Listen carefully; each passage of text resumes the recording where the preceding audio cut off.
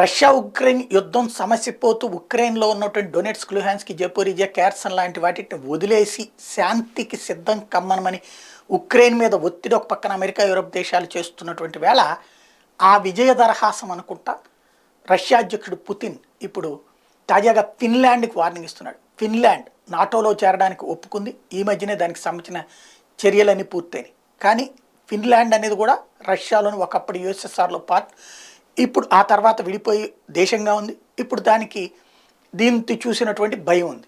అయితే ఇప్పటిదాకా మేము మిమ్మల్ని శత్రువుగా చూడలేదు, మాలో ఒకళ్ళగా చూసాం, ఇకపైన మిమ్మల్ని శత్రువుగా చూడాల్సి వస్తుంది, దానివల్ల ఎదురయ్యే పరిణామాలకు సిద్ధం కండి అంటూ పుతిన్ ఫిన్లాండ్కి హెచ్చరించారు.